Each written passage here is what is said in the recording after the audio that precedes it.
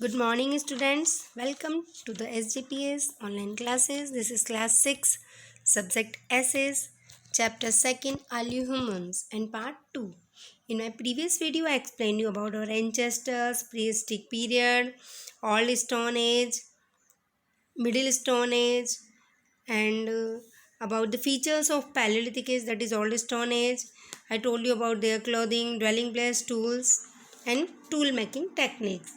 Today I am going to explain you, this is the tool making technique. Today I am going to explain you the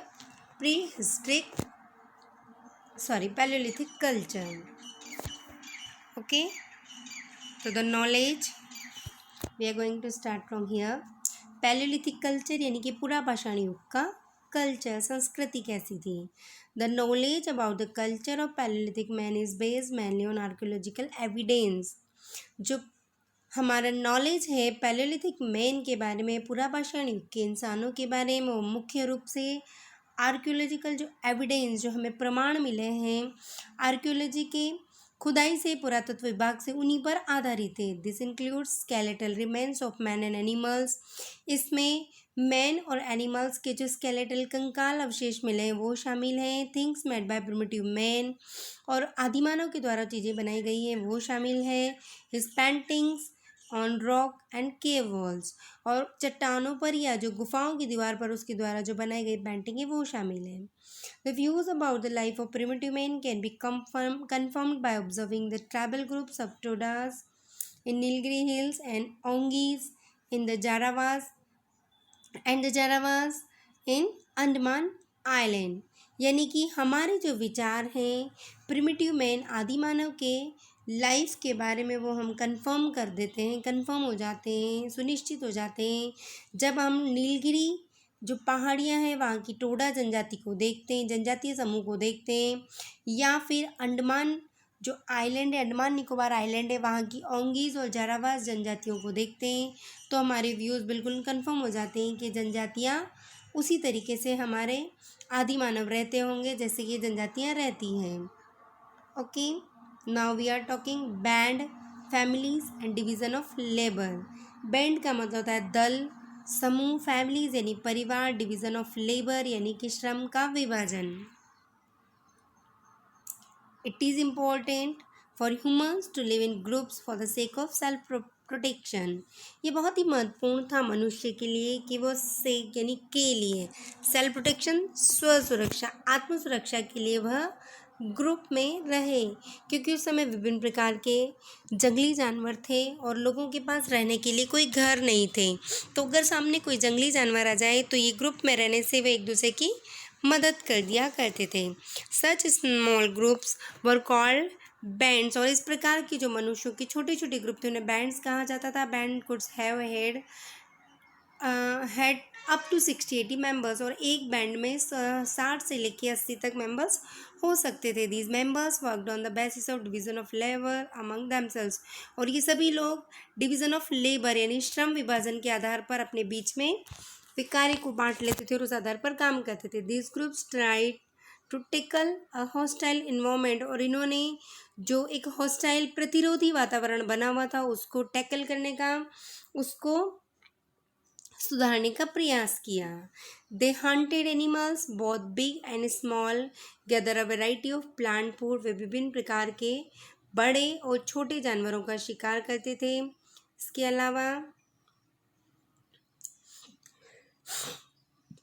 अलावा वे gather करते थे विभिन्न प्रकार के food को, plant को फूड के रूप में. कंस्ट्रक्टेड शेल्टर्स फॉर देमसेल्व्स, इसके अलावा वे अपने लिए शेल्टर्स भी बनाते थे. मैन एंड वुमेन में have done all the other task together. महिला और पुरुष विभिन्न प्रकार के कार्य साथ में ही करते थे, टास्क यानी कि कार्य. ओके, और it is possible that some task were done by man alone, और ये संभव है कि कुछ कार्य केवल पुरुषों के द्वारा किए जाते थे, सच एज हंटिंग जैसे कि शिकार करना, and some by women only such as taking care of the children, और कुछ कार्य केवल महिलाओं के द्वारा किए जाते थे जैसे कि बच्चों की देखभाल करना. Now next topic is customs and beliefs. Customs का मतलब है रीति रिवाज और बिलीफ्स यानी विश्वास, यानी उनके रीति रिवाज और विश्वास क्या थे। There is nothing known to us about the custom and beliefs to those times, क्योंकि उस समय लिखित में कुछ भी नहीं था। लिखित में हमारे पास बहुत कम सोर्सेज मिले, इसलिए हमें नहीं पता कि उस समय उन लोगों के कस्टम्स, रीति रिवाज और विश्वास क्या थे। And there is not much data available which could point to their religious believes, और हमारे पास बहुत अधिक डाटा भी नहीं है जिससे हम उनके धार्मिक विश्वास को जान सकें। सिंस दे फियर द फरी ऑफ नेचर, फरी का मतलब होता है क्रोध, क्योंकि वे प्रकृति के गुस्से से डरते थे। पर हैव दे वर्शिप नेचर, और इसीलिए शायद वे प्रकृति की पूजा करते थे। But the correct answer to this questions await further discoveries, research and excavations by archaeologist. लेकिन सभी उत्तरों के इन सभी प्रश्नों के उत्तर सही जवाब के लिए हमें और अधिक खोज की, और अधिक अनुसंधान की, और पुरातत्ववेताओं के द्वारा और अधिक खुदाई की आवश्यकता है। Okay, now next topic pre historic art. Pre historic का मतलब है प्रागैतिहासिक कला। A lot of rock paintings have been found in the caves and rock shelters where people of this age resided. A lot of rock paintings, बहुत अधिक मात्रा में हमारे पास हमें प्राप्त हुई चट्टानों पर की गई पेंटिंग्स, जो कि चट्टानों पर या रॉक शेल्टर्स में की गई थी, जहाँ पर people of this age resided, जहाँ पर इस युग के लोग रहते थे। देखिए, I am showing you some images. ये देखिए, ये ग्रुप में, बैंड में कितने सारे लोग हैं। ये सब ग्रुप में शिकार करते थे। ये देखिए, ये ग्रुप बना के सबके हाथ में अलग अलग औजार हैं, और ये देखिए इन्होंने कुछ हंटिंग किया है, कुछ शिकार किया है। ओके, इसी तरीके से आगे भी आई एम शोविंग यू इमेजेस। तो हम पढ़ रहे थे प्रीहिस्ट्रिक आर्ट। प्रीहिस्ट्रिक आर्ट में यहाँ पर आपको देखिए कई सारी पेंटिंग्स, जो हमने बात की थी रॉक और केव पेंटिंग से, जो कि भीमबेटका से हमको प्राप्त हुई है। आप देख सकते हैं अलग अलग प्लेसेस पर। ये देखिए दीवारों पर एलिफेंट बनाया है, कुछ अलग अलग टाइप के एनिमल्स बनाए गए हैं। Some more images you can see. देखिए, इन इमेजेस में लोग शिकार के लिए जा रहे हैं। ओके, तो ये रॉक्स में भीमबेटका नामक प्लेस पर बनाई गई थी। तो where the people of this age resided, जहाँ पर इस युग के लोग रिजाइडेड यानी रहते थे। These paintings and engravings exhibit animals, birds, human figures, hunting scenes and geometric designs.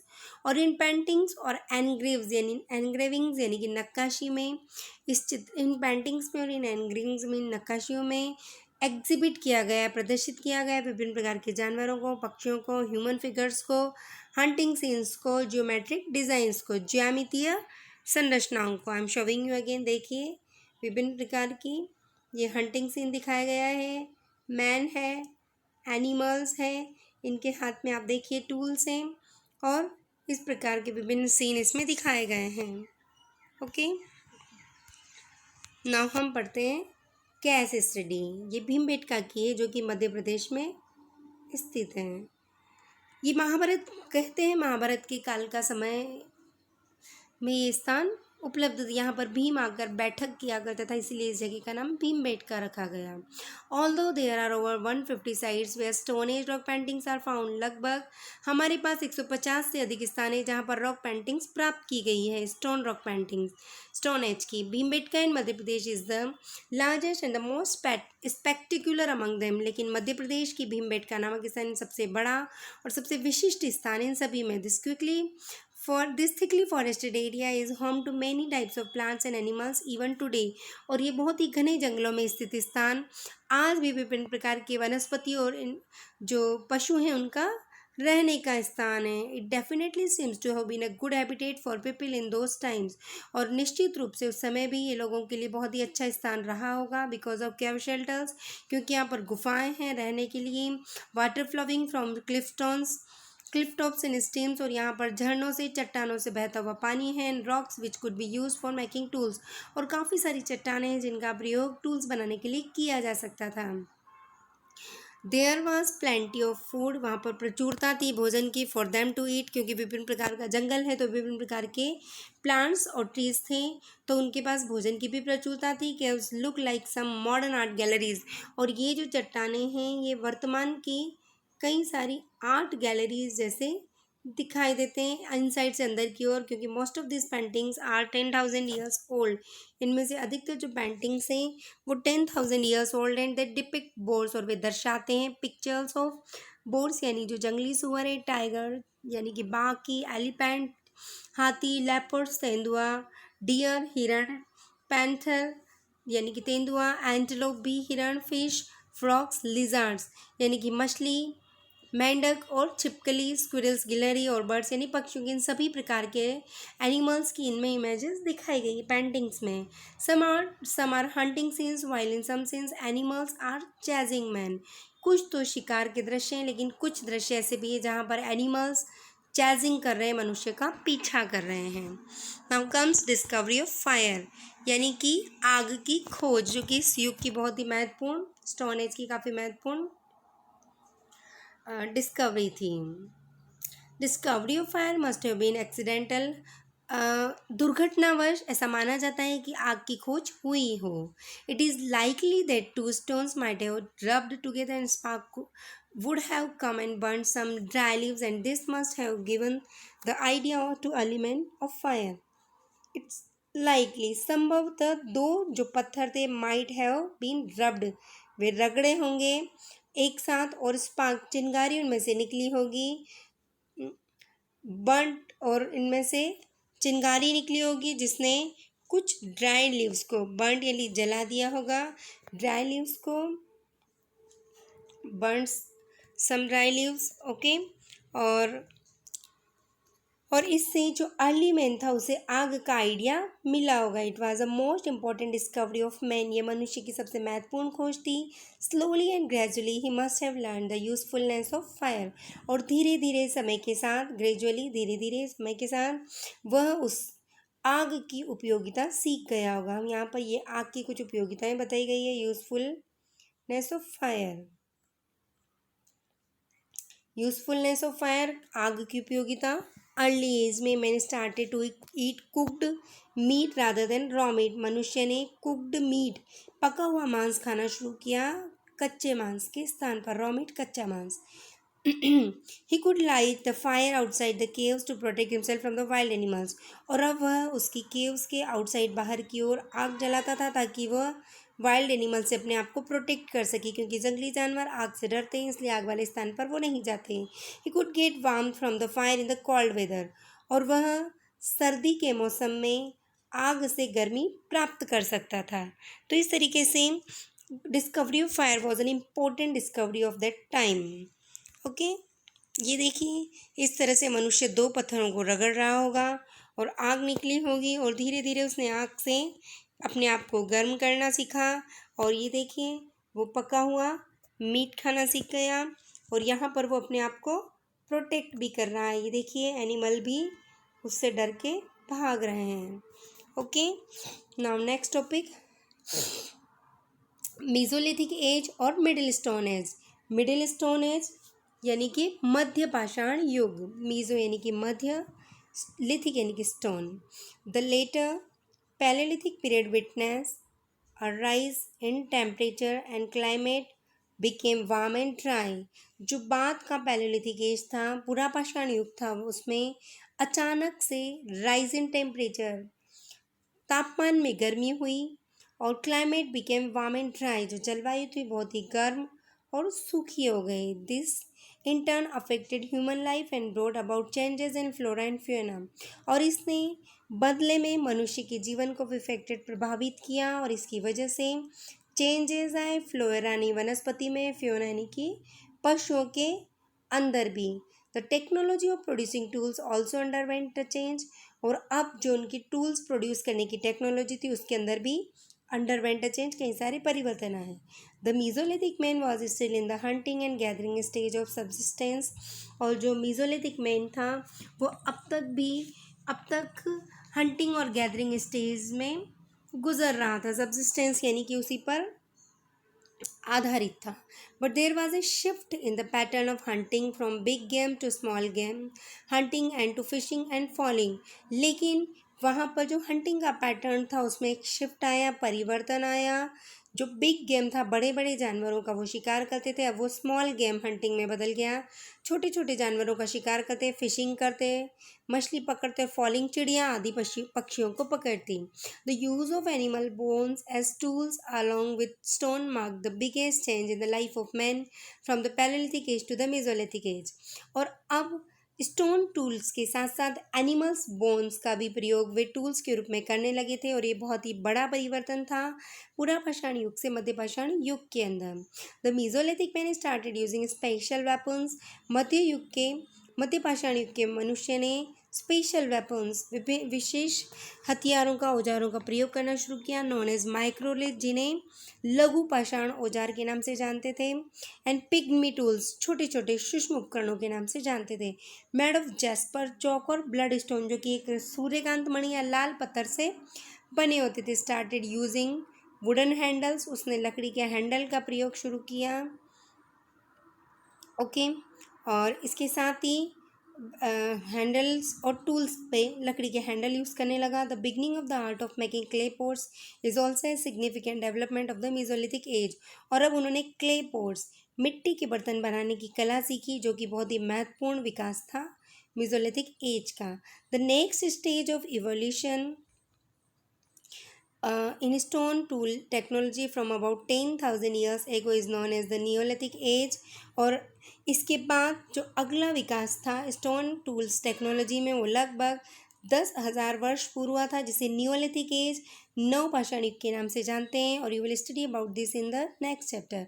और आप इसके बारे में नेक्स्ट चैप्टर में इसके बारे में पढ़ोगे.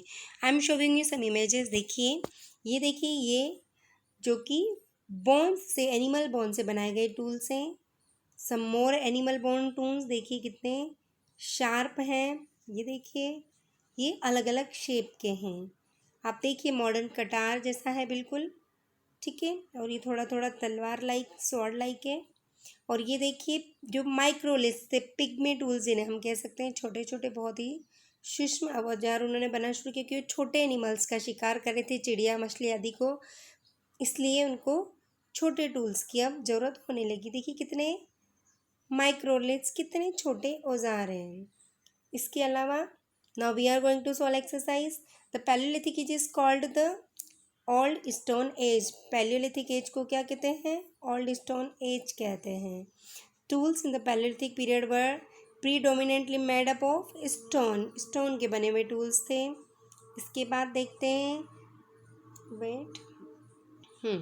This type of stone was widely used making tools. Flint stone, Hunski is in North Karnataka. This plateau is one of the oldest plateau of Indian subcontinent, that is Deccan Plateau. Fill in the blanks. देखते हैं. Dash is the scientific name given to human beings, that is anthropoids. यहाँ पर थोड़ी spelling clear नहीं है, आप book में से देखकर सही कर लीजिएगा. Anthropoids. Bhimbetka is located in Madhya Pradesh. And in the initial stages, man walked like apes. Man was a food gatherer in Paleolithic age.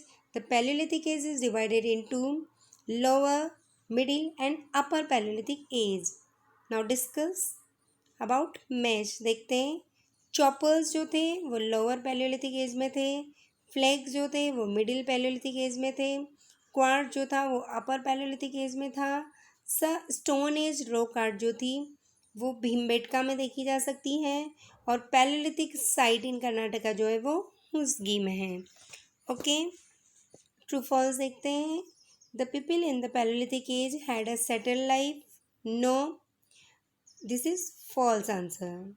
Okay, Neolithic age means modern stone age. No, this is middle stone age. Are humans used fire to keep themselves warm? Yes, this is true. Hunting and gathering was a hobby of the Paleolithic man.